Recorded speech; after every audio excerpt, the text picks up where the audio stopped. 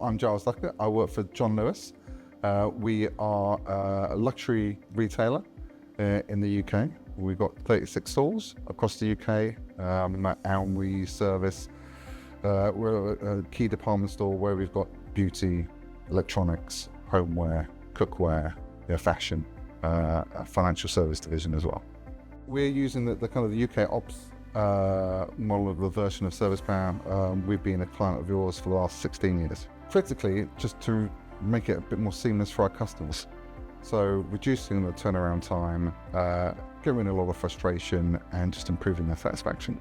So we chose ServicePower because of the great working relationship we have with the team, the ability for them to turn a problem into a solution really quickly and just helping us get to our goals. Certainly the integration you've got with Domo has massively helped us in terms of getting an understanding of the data, where the customer pain points are, and being able to switch those around really quickly to improve our CSAT.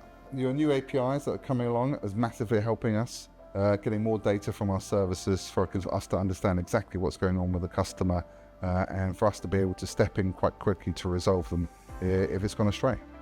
I think as we've gone through the transition, moving away from the current UK ops to your latest iteration, the team have been really helpful in understanding what is the art of the possible. That's not always clear.